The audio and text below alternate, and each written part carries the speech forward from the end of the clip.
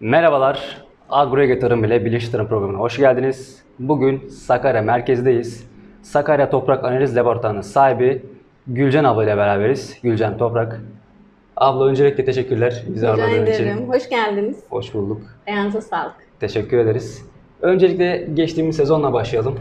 Evet. Nasıl geçti, nasıl bir sezon atlattık? İyi miydi, iyisiyle kötüsüyle bir değerlendirmesini yapalım. Gülcan abla önce bir kendini tanıtmak ister misin? Tabii, hemen tanıtalım. İsmim Gülcan Toprak.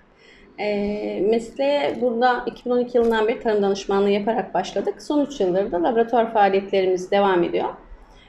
Şu anda Sakarya'nın tek özel laboratuvarıyız. Kapsam genişletme yaptık bu sene. 4 kapsamda çalışan tek laboratuvar olacağız. Bunun yanında tarımsal danışmanlık hizmetlerimiz de devam ediyor. Hem analiz kısmındayız hem besleme kısmındayız. Hem de sonuçlarını takip etme açısından ziraat mühendislerimizle hizmet vermeye devam ediyoruz.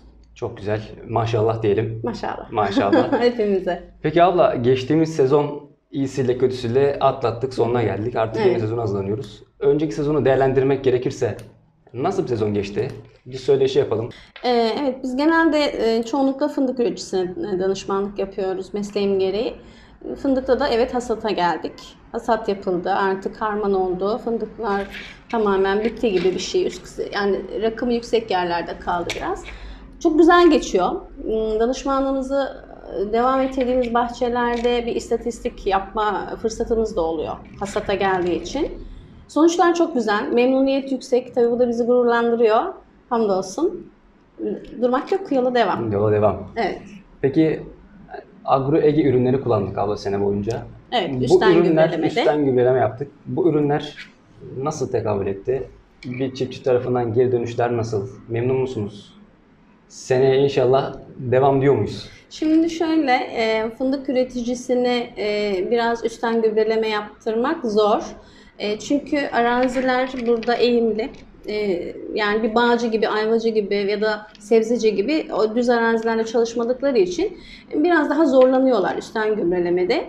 Tabii üstten besleme çok önemli. Bunu idrak etmeye başladılar. Hastalıklar geldiği için.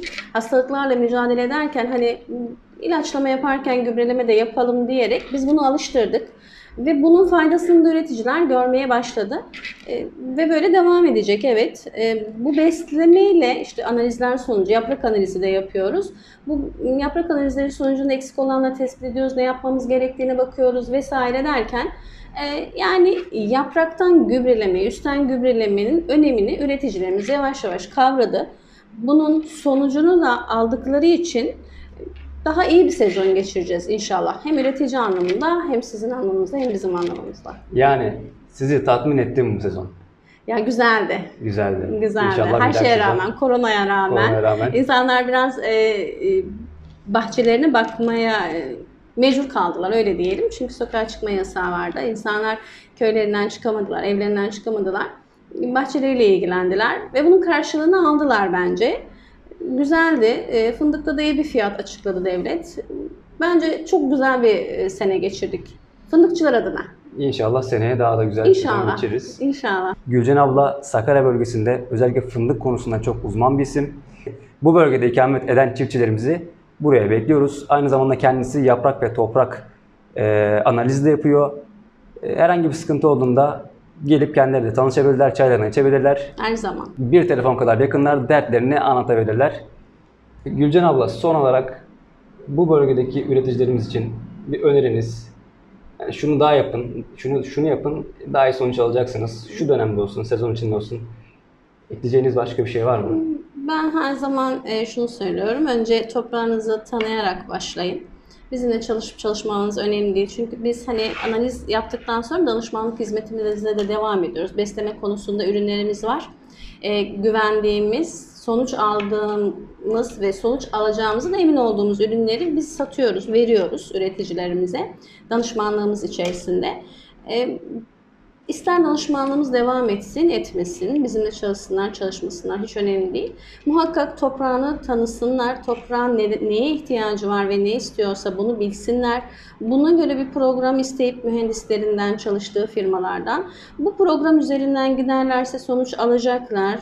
Bunu bir kere bir denesinler. Yani her şeyden önce isterse şahitli çalışabilirler. Bunu hep söylüyorum.